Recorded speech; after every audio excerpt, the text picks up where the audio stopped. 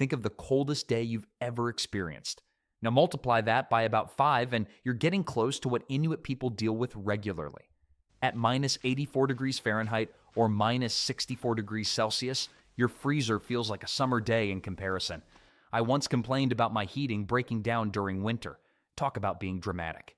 But try living in the Arctic, where the cold doesn't just bite, it devours. Because while we're all bundled up indoors, cranking up our thermostats, Inuit communities have mastered the art of sleeping in these extreme conditions without any modern heating. They've turned survival into an art form using techniques passed down through generations. Just to put things in perspective, at these temperatures, metal becomes so brittle it can shatter like glass, and exposed skin freezes in less than 30 seconds. Makes you wonder how they do it, right? Well, it starts with something that looks deceptively simple from the outside, the igloo. But trust me, these aren't just fancy snow forts. And now you're probably wondering how something made of snow could possibly keep you warm when it's colder than a penguin's toenails outside. But igloos are basically the iPhone of the Arctic. Simple on the outside, incredibly sophisticated on the inside. These aren't just random snow piles shaped like domes. They're architectural masterpieces that would make modern engineers scratch their heads in admiration. Let me break down the genius behind these snow shelters. First off, the blocks aren't just stacked willy-nilly. They're arranged in a perfect spiral, like a frozen snail shell. Each block is carefully angled inward, creating what engineers call a catenoid curve. Fancy term, I know, but it basically means the structure is so strong it won't collapse even when your neighbor's kid decides to play King Kong on top of it. The blocks are cut from hard-packed snow, not the fluffy stuff you use to make snowmen. This compressed snow is actually a fantastic insulator, full of tiny air pockets that trap heat like a cozy winter jacket. But inside an igloo, the temperature can climb up to 60 degrees Fahrenheit just from body heat alone. That's right, no furnace, no electric heater, just good old-fashioned human warmth doing its thing. Ever been stuck in a small elevator with too many people? Same principle, except this time it's actually useful. The dome shape is crucial too.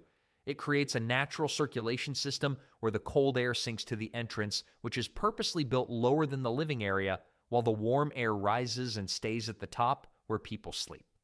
The entrance tunnel, that's not just for dramatic effect. It's like an airlock on a spaceship, creating a barrier between the cozy interior and the Arctic blast outside. And get this, some traditional igloos even had multiple rooms. Talk about snow mansion living.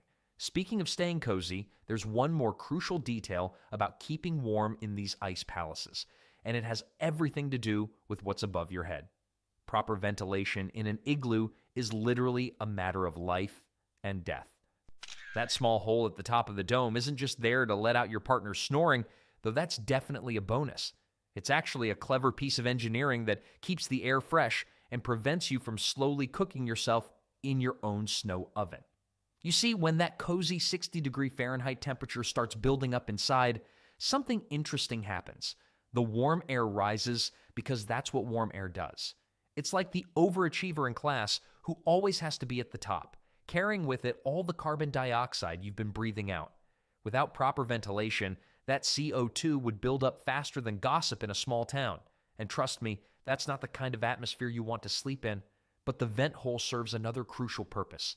When the warm air hits the snow ceiling, it creates a thin layer of meltwater. Now, you might think this is bad news. Nobody wants their roof dripping on them while they sleep. But this water actually seeps into the snow and refreezes, creating an airtight ice layer that makes the igloo even stronger. It's like the igloo is constantly renovating itself. The size of this vent is critical. Too big and you lose too much heat. Too small and you risk suffocation. The Inuit have perfected this over generations, creating what modern engineers would call a passive ventilation system. And let me tell you, getting this wrong can have consequences worse than wearing socks with sandals. I once tried to build a snow fort as a kid and sealed it completely, but ended up with a soggy, collapsed mess that looked more like a failed souffle than a shelter. Temperature control is so precise that if you light even a small seal oil lamp inside, you might need to adjust the ventilation to prevent overheating. Yes, you heard that right. Overheating in a house made of snow. But staying warm isn't just about the building. It's also about what you wear while you're in it. Layering clothes in the Arctic isn't your average winter wardrobe decision. It's serious business. While we might throw on a chunky sweater and call it a day, Inuit sleepwear is a masterclass in temperature regulation. Their traditional sleep attire looks like it was designed by a genius who really, really hated being cold. The secret lies in the layers. And I'm not talking about the kind of layering your mom made you do for elementary school recess. Each layer serves a specific purpose, working together like a well-oiled machine. The inner layer, usually made from caribou skin with the fur facing inward, wicks moisture away from the body faster than your gym clothes could ever dream of. That's crucial because sweating in the Arctic is about as welcome as a porcupine in a balloon factory. The middle layer traps air, lots of it. The Inuit discovered something modern outdoor gear companies spend millions trying to replicate. Air is one of the best insulators nature provides. By creating multiple thin layers with air spaces between them, they've essentially built a personal greenhouse around their body. And unlike your puffy winter coat that loses all its insulating power when compressed, these natural materials maintain their warming properties even when you're lying down. The outer layer is where things get really interesting. It's typically made from seal skin with the fur facing outward. This creates a windproof, waterproof barrier that would make modern rain gear jealous. Plus, the natural oils in sealskin provide additional protection against moisture. Nature's own Gore-Tex, if you will. I once tried a modern weatherproof jacket in a light drizzle and ended up looking like I'd jumped in a pool. Meanwhile, these traditional garments laugh in the face of Arctic storms. But all these layers are designed to be adjustable. Too warm, loosen a layer. Too cold, tighten everything up. It's like having a thermostat built into your clothes. And speaking of staying warm, wait until you hear about what they sleep on. Because, well, the Inuit figured out the perfect sleeping system centuries ago, and it didn't involve synthetic materials or fancy brand names. Their sleeping bags, made from seal skin and lined with caribou fur, are engineering marvels that would make modern outdoor gear companies weep with jealousy. Take sealskin. It's basically nature's waterproof shield. The skin is naturally oily and water-resistant, creating an outer shell that keeps moisture out better than your supposedly waterproof phone. And unlike synthetic materials that crack in extreme cold, sealskin actually becomes more flexible and durable as temperatures drop. It's like the material version of that friend who somehow gets more energetic the colder it gets. But the magic happens with the caribou fur lining. Each caribou hair is hollow. Yes, you read that right, hollow. These tiny tubes trap air like millions of microscopic thermoses, creating an insulation layer that puts modern sleeping bags to shame. 1 square inch of caribou fur contains more air trapping power than the most expensive synthetic insulation money can buy. The fur is also aligned in a specific direction, allowing it to trap warm air while letting moisture escape. It's like having a one-way valve for heat. The Inuit don't just throw these materials together randomly either. The construction of their sleeping bags involves careful stitching with sinew that actually swells when wet, creating waterproof seams. I once tried to waterproof the seams on my tent with fancy modern sealant. Let's just say the results weren't pretty. Meanwhile, this traditional technique has been keeping people dry and warm for thousands of years.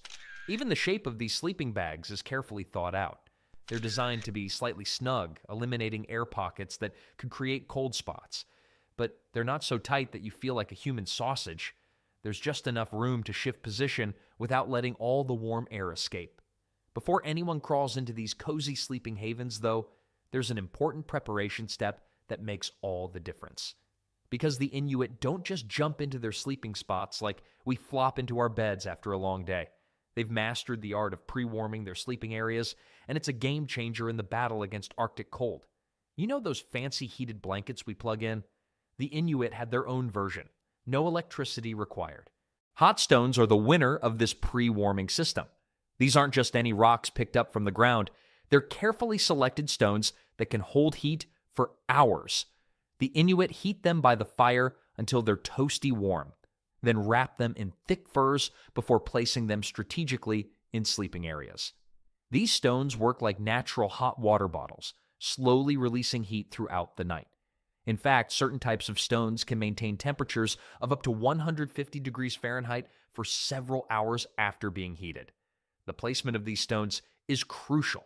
strategic positioning that would make a chess grandmaster proud.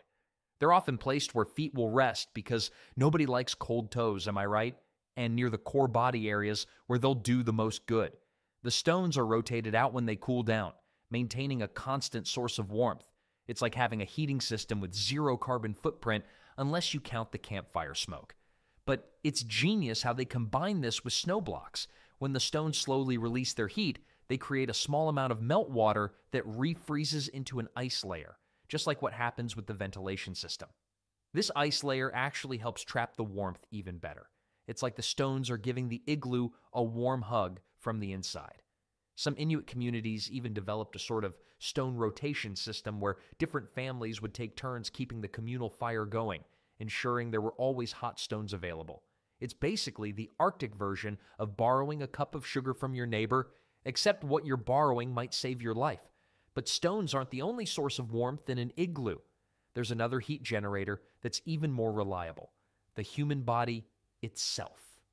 Every minute, your body pumps out roughly the same amount of heat as a 100-watt light bulb.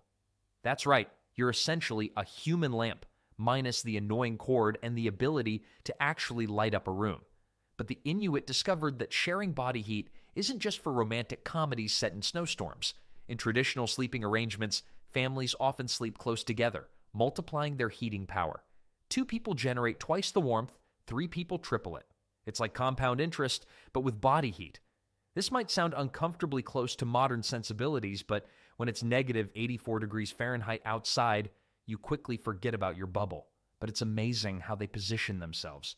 The sleeping platform in an igloo is raised, taking advantage of the fact that warm air rises. So while you might think sleeping on a block of snow sounds about as comfortable as a bed of nails, you're actually positioning yourself in the warmest part of the igloo. It's like having a penthouse suite, except your penthouse is made of snow and your neighbors are all related to you.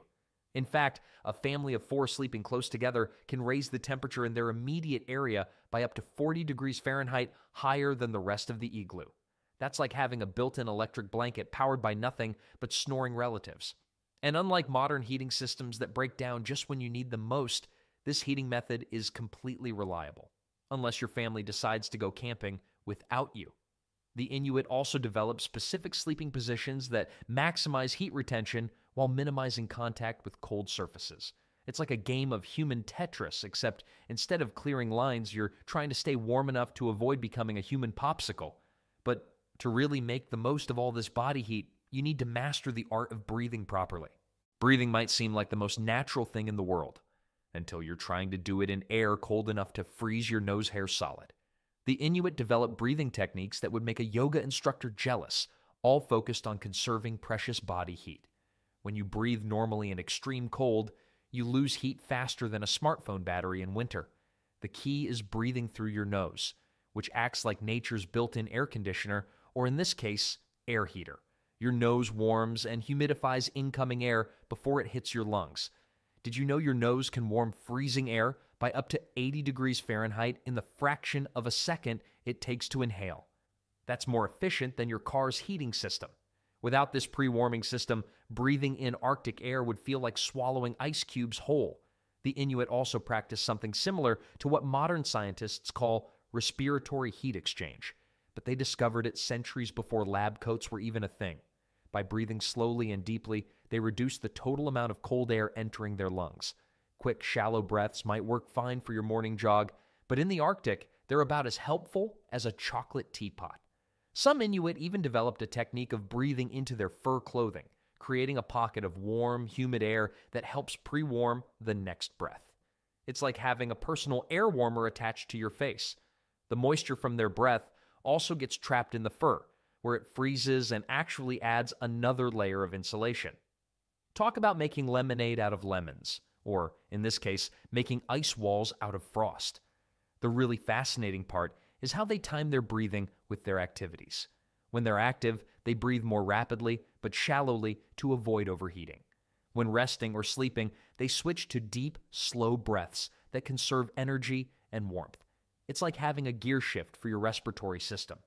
All this careful breathing requires fuel, though, and the Inuit diet is specifically designed to keep their internal furnace burning hot. The Inuit diet packs more calories per bite than a deep-fried candy bar at a state fair, and it's all for good reason. When you're trying to stay warm in temperatures that could freeze mercury, you need serious fuel. Let's talk numbers. Whale blubber contains over 9 calories per gram. That's more than twice the energy content of your average protein bar. A single serving of traditional Inuit food can pack enough calories to power through an entire day of battling Arctic conditions.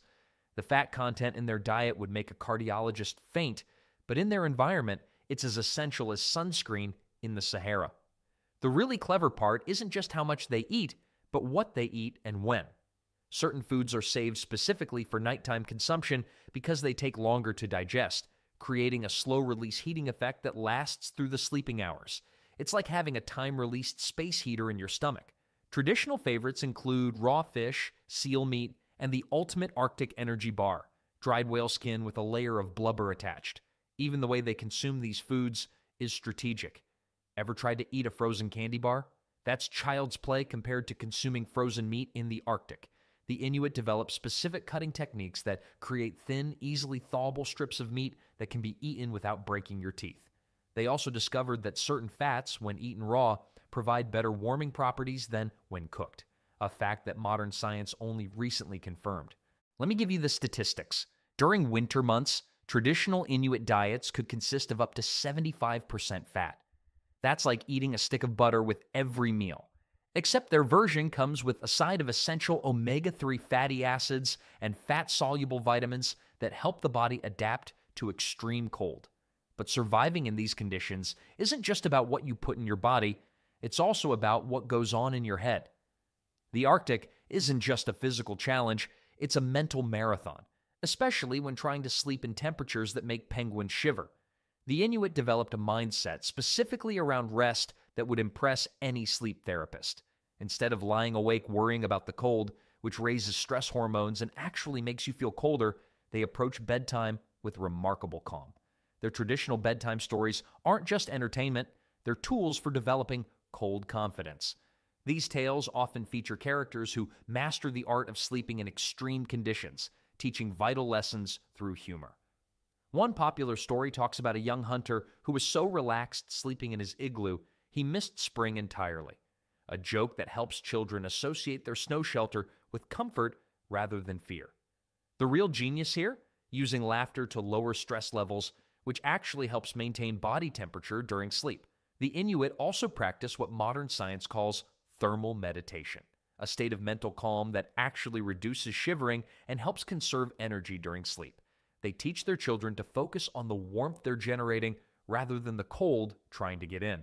It's like having a mental thermostat that helps you drift off even when your breath freezes in midair. But studies show that this calm mindset can lower heart rate and metabolism during sleep, reducing the body's oxygen needs by up to 10%.